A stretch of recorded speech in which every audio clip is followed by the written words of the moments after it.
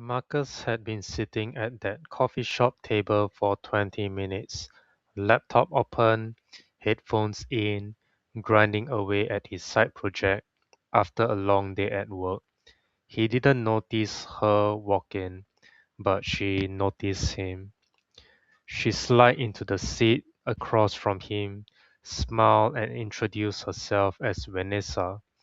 She was sharp, confident, put together in that way that made it obvious she knew exactly how she looked walking into a room.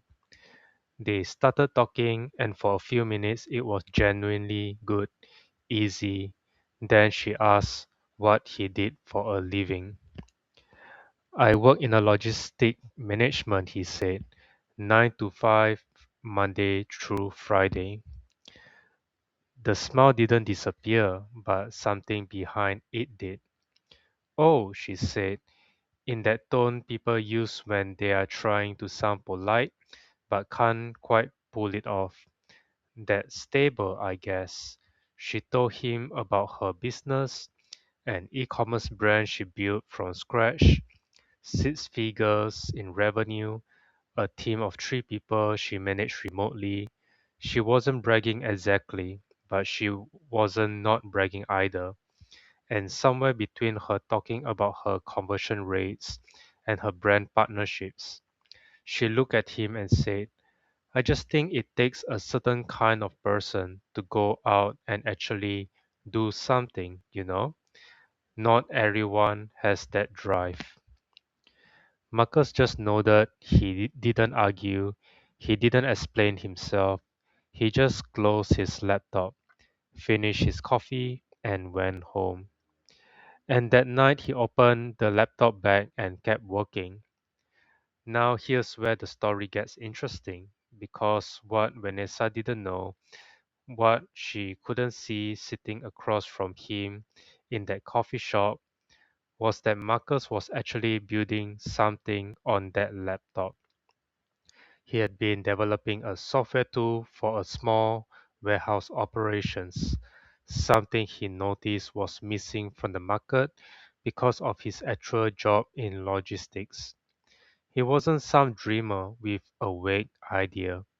He had industry knowledge, real contacts, and 18 months of evenings and weekends poured into this thing. He wasn't posting about it. He wasn't branding himself as an entrepreneur on social media.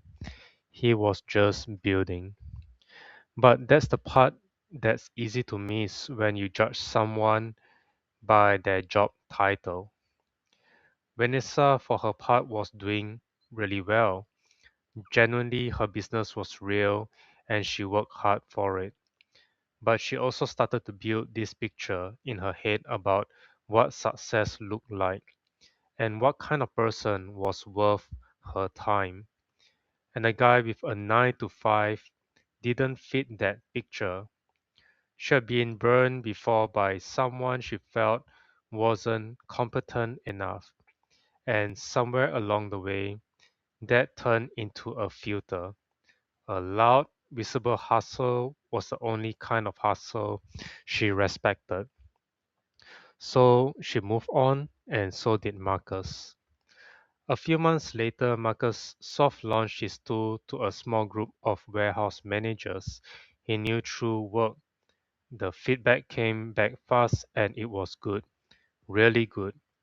One of them introduced him to a regional distribution company that had been looking for exactly this kind of solution. They signed a contract, then another company heard about it. Then a small private equity firm reached out asking if he considered scaling it. He was still working his 9 to 5 when all of this started happening, by the way.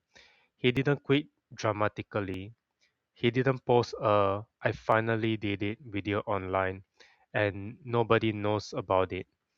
He just quietly crossed the threshold where his side income passed his salary, gave his 2 weeks notice, and kept going. And if you're watching this thinking that sounds too clean, too easy, it wasn't. There were months where he made almost nothing from his hustle. There were nights where he genuinely questioned whether it was worth it. There were a version of him, 6 months in, who almost listed the whole thing on the marketplace and sold it off just to get something back for his time. But he didn't. He kept going because he actually believed in the problem he was solving, not because he was trying to prove anything to anyone. That part matters because a lot of people start side projects for the wrong reasons: to escape, to impress, to have something to say at parties. And those projects tends to fall apart the moment they get hard. Marcus was building because he genuinely cared about the solution. That's a different kind of view. Now, around the time his business started picking up real momentum, he met someone. Her name was Claire. She worked as a pediatric nurse, long shift, not glamorous by any measure, the kind of job where you go home exhausted and sometimes emotionally wrecked. They met through mutual friends at a dinner that Marcus almost didn't go to because he had a product update he was trying to push live that weekend. She asked him what he did and he gave her the honest, slightly complicated answer that he recently left his job to run a software company he built on the side, that it was going well but still felt new and a little terrifying. She didn't react to the word software company the way some people do, with sudden interest and recalculated attention. She just asked what problem it solved and what she actually listened to the answer. And then she asked a follow up question that showed she understood what he said. That was it. That was the thing. They started spending more time together, and Marcus noticed pretty quickly that Claire had no interest in his revenue numbers. She was curious about him, what he found hard, what he was proud of, and he was worried about. She talked about her own work the same way, not as a status signal, but just as a real thing she was doing in the world that mattered to her.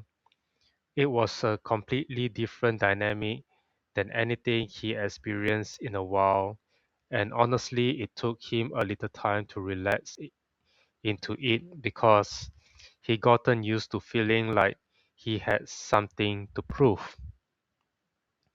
He didn't have to prove anything to Claire, and that turned out to be exactly what he needed. Now, Vanessa found out about Marcus' success the way most people find out about things, through someone else, at a party, months after it happened.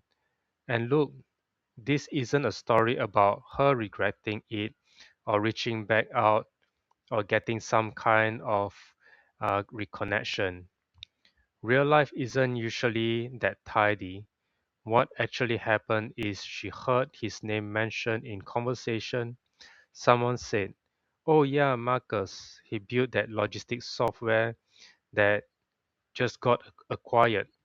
And she felt something uncomfortable for a second. Not regret exactly, more like a recalibration. A quiet moment of realizing that her filter had been wrong all along. Because the thing about judging people by surface signal, job title, income, how loud they are about their ambitions, is that you're not actually measuring drive or intelligence or character. You're measuring visibility, and those are not the same thing. Some of the most capable people you ever met are doing quiet, serious work that doesn't look impressive from the outside yet. And some of the loudest, most visible hustles are running on fumes and ego with very little underneath. Vanessa wasn't a bad person. She was just using the wrong metric, and she filtered out someone genuinely worth knowing because of it. Marcus, for his part, never thought about her much. He was too busy.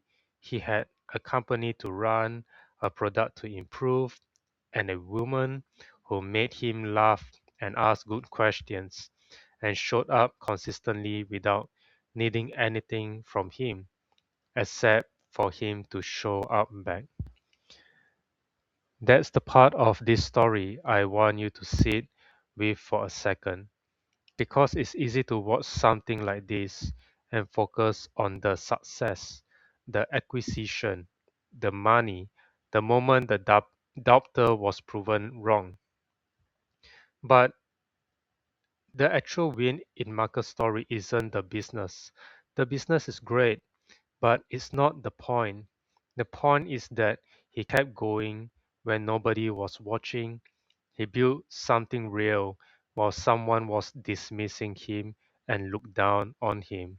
And then he found someone who would have thought he was worth knowing, even if the business had failed. That's the combination that actually matters. Doing work you believe in and finding people who see you clearly. If this story hit differently for you, drop something in the comments.